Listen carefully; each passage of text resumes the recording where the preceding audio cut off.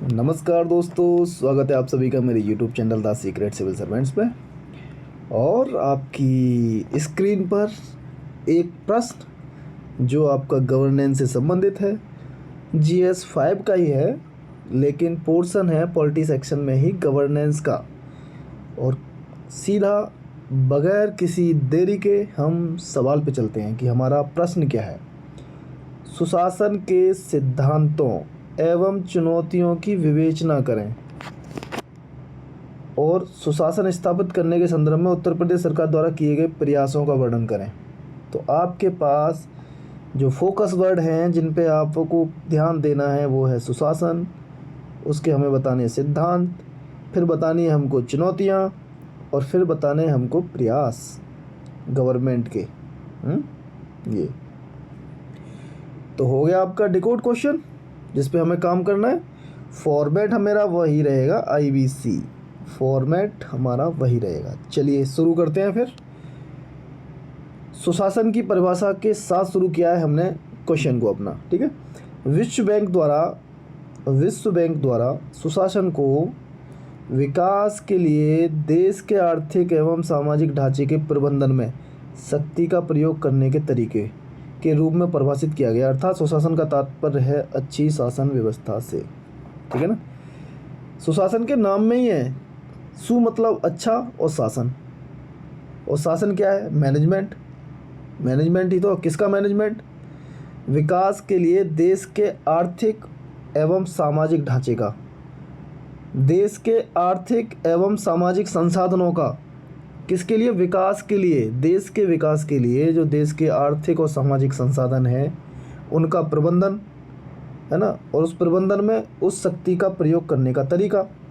जैसे आप देखते होंगे कि हम कहें कि हमारे देश में दो नेशनल बड़ी बड़ी पार्टियों को ले लो, एक तरफ BJP तो दूसरी तरफ कांग्रेस। तो सुशासन हम कहते हैं, सुशासन की बात करते हैं तो BJP पूंजीवादी मॉडल पर थोड़ी सी चलती है, हालांकि लोक कल्याणकारी राज्य है।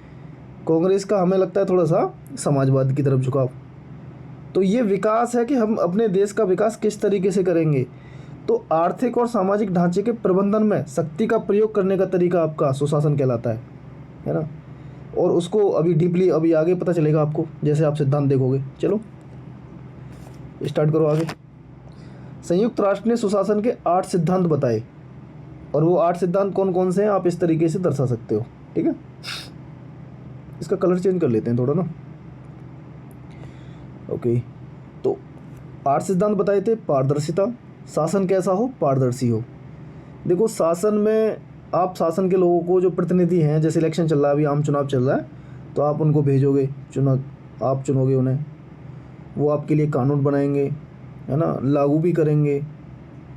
तो क्या चीज़ है वो? ट्रांसपेरेंसी बहुत ज़रूरी है सुशासन में, जवाबदेहिता बड़ी ज़रूरी है, भागीदारी, आपका पार्टिसिपेशन जितने ज़्यादा हो सके, जनता का शासन में भागीदारी जिससे ज़्यादा हो सके, सुशासन का सिंबल है। समानता और समावेशिता, सर्वसम्मति उन्मुख, उत्तरदायित्व, कानून का शासन, प्रभावशीलता और कार्यकुशल, ये सुशासन के 8 सिद्धांत बताए थे। हमने क्वेश्चन को देखा, क्वेश्चन में सिद्धांत पूछे थे, हमने बता दिए जी। आगे पूछिए क्वेश्चन के आगे चुनौतियाँ। तो सुशासन के समक्ष कुछ चुनौतियाँ भी हैं, तो चुनौतियाँ देखो भाई। हेडिंग डालो सीधा, राजनीति का अपराधीकरण। ये और राजनीति के अपराधीकरण में कुछ 1-2 पॉइंट लिख लो कि 2019 के लोकसभा में कुल सांसदों में 43% सदस्य के पर क्या था? आपराधिक केस था। ये ADR की रिपोर्ट है, कोष्टक में आप डाल सकते हो। एसोसिएशन डेमोक्रेटिक रिफॉर्म्स ये रिपोर्ट जारी करती है, तो उसमें बताया उन्होंने कि 2019 के लोकसभा में कुल सांसदों में कितने 43% सांसदों पे आपराधिक केस चल रहा था। तो ये सुशासन के समक्ष चुनौतियाँ ही तो हैं कि जो राजनीति स्वच्छ होनी चाहिए उसमें अपराधी ही राजनीति में जा रहे हैं। दूसरा भ्रष्टाचार, तो भ्रष्टाचार पे भी आपने आंकड़े डाल दिए कि भारत का 93वां स्थान है भ्रष्टाचार बोध सूचकांक। करप्शन इंडेक्स में 2023 में इंडिया का स्थान डाल दिया आपने, ट्रांसपेरेंसी इंटरनेशनल रिपोर्ट के अनुसार। हो गया, आगे बढ़ते हैं। लैंगिक असमानता, ये भी एक सुशासन का प्रभावी पहलू नहीं है, ये सुशासन में बाधा है कि जो 50% पॉपुलेशन महिलाएं हैं उनको भागीदारी नहीं है। अब आकर के नारी शक्ति वंदन एक्ट को लाया जा रहा है राजनीति में प्रतिनिधित्व के लिए कि उनकी परसेंटेज को सीधा छलांग मार करके 33% कर दिया जाए भागीदारी को। अभी भारत की रैंक देखो, इसमें 137 है out of 146 world economic forum की रिपोर्ट के अनुसार। तो लैंगिक असमानता है, हिंसा की बढ़ती घटनाएं भी हैं, न्याय में देरी होती है, प्रशासनिक प्रणाली का केंद्रीकरण हो रहा है। ये बाधाएं हैं, चुनौतियां हैं सुशासन के समक्ष। पिछड़े वर्गों का हास्यकरण हो रहा है, जैसे शिक्षा, अर्थशास्त्र, स्वास्थ्य में पिछड़ापन है। आंकड़े हैं, जैसे आप बिहार के ही देख लो कि बिहार में जब जातिगत जनगणना कराई थी तो उसमें देखा गया था कि जातियों के हिसाब से भी उनमें पिछड़ापन बहुत है। तो पिछड़े वर्गों का हास्यकरण, ठीक है। अब ये कनेक्टिंग लाइन है, क्योंकि आगे आपको पहले बतानी है। उन्होंने पूछा था सरकार के प्रयास क्या रहे इन चुनौतियों को समाधान ढूंढने में और प्रभावी सुशासन बनाने में, ठीक है। तो क्या प्रयास रहे हमारे यूपी गवर्नमेंट के? तो देखिए जी, पहले सूचना का अधिकार 2005 को लागू किया। सूचना का अधिकार 2005 आरटीआई एक्ट जो था वो यूपी में लागू किया गया। मिशन शक्ति जो महिलाओं की सुरक्षा से सम्मान से संबंधित है वो लागू करी। यूपी 112 पुलिस प्रतिक्रिया वाहन है। जन स्वास्थ्य कोविड नियंत्रण प्रणाली है, जो कोविड आया था तो ये बनाया गया था। ये सुशासन के ही तो पहलू हैं, ये प्रयास किसके हैं? सुशासन के। कमिश्नरी प्रणाली लागू करी गई बेहतर सुशासन के लिए, और ये आप और भी इसको अच्छा कर सकते थे। कमिश्नर प्रणाली में आप डाल सकते थे कि 7 जिलों में लागू करिए, 7 जिलों के नाम भी लिख सकते थे, है ना। ये भी हो सकता था एक तरीका। और भी शिकायत और निवारण तंत्र की स्थापना, ई गवर्नेंस पहले लागू करिए, ई निविदा, ई परीक्षा, निवेश मित्र, ई जिला। हालांकि ई गवर्नेंस पहल तो तुम्हें अलग से एक क्वेश्चन भी आएगा ई गवर्नेंस का, तो है ना, लेकिन हमें तो डालना है ना कि सब गवर्नमेंट के सुशासन में तो सारा आ रहा है। एंटी करप्शन पोर्टल लॉन्च किया गया, एंटी रोमियो स्क्वाड चलाया गया, एंटी भूमाफिया पोर्टल के जरिए शिकायतें दर्ज करी गई। ये क्या है? सब पहले हैं किसकी? गवर्नमेंट की, हमारी, ठीक है। सुशासन दिवस मनाया जाता है 25 दिसंबर। और भी गवर्नमेंट की पहलें आपने जो करंट में पढ़ी होंगी, जब हम करंट अफेयर्स की तैयारी करते हैं पीटी के लिए, वो बड़ी काम आएगी। इसमें मेंस में तो आती है, लेकिन जब गवर्नमेंट की पहले होती हैं तो वो लिखो, प्रयास लिखो। इसमें और भी तुम्हें याद आ रहा होगा तो आप ज़रूर बताना मुझे, है ना, कमेंट करके कि यूपी गवर्नमेंट के और कौन से प्रयास रहे थे सुशासन के लिए, ठीक है। अब काम हो चुका है हमारा, और पहलों के अलावा भी क्या कर सकते हैं, क्योंकि सरकार ने प्रयास करने की कोशिश करी और सुशासन को हम ज़्यादा से ज़्यादा लोगों की भागीदारी को बढ़ाना चाहते हैं, है ना। नागरिक सहभागिता बढ़ाना चाहते हैं, समावेशी चाहते हैं, अभिव्यक्ति की स्वतंत्रता चाहते हैं, लोगों की बनी रहे, आवाज़ ना दबे, है ना। सरकार की जवाबदेही को भी बढ़ाना चाहते हैं, न्याय तक पहुंच हो, सूचना का खुलापन हो।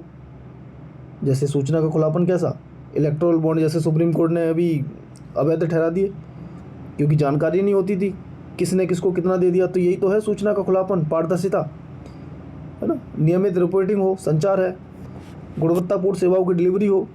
मतलब जो भी सेवा अगर तुम्हें मिले तो गुणवत्तापूर्ण भी मिले। जैसे पीएम गरीब कल्याण योजना के तहत पूरे देश की 80 करोड़ आबादी को मुफ्त राशन मिल रहा है, तो वो राशन भी गुणवत्तापूर्ण मिले, तो गुणवत्तापूर्ण सेवाओं की डिलीवरी हो। ये सुशासन का ही तो संबंधित है। तो आगे की राह क्या हो सकता है? जब इतना सब कुछ गवर्नमेंट ने किया, उसके अलावा भी क्या सुझाव हो सकते हैं वो देखिए। सुशासन के लिए अंत्योदय मतलब इस समाज में हाशिए पे बैठा हुआ पर्सन भी, उसका भी उदय हो।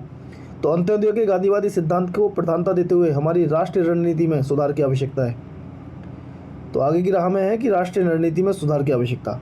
शासन को अधिक नैतिक बनाया जाए, सरकार को सबका साथ, सबका विकास और सबका विश्वास के आदर्शों पर काम रखना जारी करना। काम है, हम कह रहे हैं, क्या बोला है हमने, देखो लिखने का भी एक तरीका है कि सरकार को सबका साथ, सबका विकास और सबका विश्वास के आदर्शों पर काम जारी रखना चाहिए। मतलब काम चल रहा है, उसे जारी रखें, यही आगे की राह है। लक्षित लाभार्थियों के लिए योजनाएं और सुधार पहल की आवश्यकता। द्वितीय प्रशासनिक सुधार आयोग की सिफारिशों को लागू करना चाहिए, ठीक। तो इस तरीके से आगे की राह हो गया, और एंड में आप कंक्लूड कर दोगे इसको। निष्कर्षतः उत्तर प्रदेश सरकार शासन प्रशासन के प्रत्येक क्षेत्र में सुशासन स्थापित करने के लिए अहम कदम उठा रही है।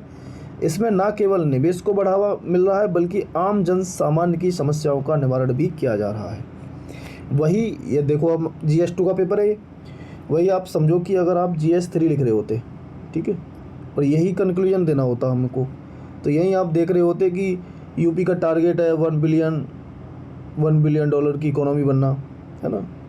जैसे 5 ट्रिलियन, हाँ 1 ट्रिलियन, 1 बिलियन नहीं, 1 ट्रिलियन डॉलर की इकोनॉमी। जैसे इंडिया 5 ट्रिलियन डॉलर का टारगेट रखा है, तो यूपी ने 1 ट्रिलियन डॉलर की इकोनॉमी बनने का टारगेट रखा था। सुशासन से ही तो स्थापित होगा ये चीज़ें, तो ऐसी चीज़ें ऐड कर सकते थे हम। तो इस तरीके से ये क्वेश्चन कंप्लीट हो गया सुशासन वाला। और ये आता ही है क्वेश्चन इस टाइप से। इसमें ये गवर्नमेंट की जब पहले आप याद कर लोगे ना, बहुत सारे प्रयास याद कर लेना गवर्नमेंट की, वो बहुत सारे क्वेश्चनों में ही आ जाते हैं।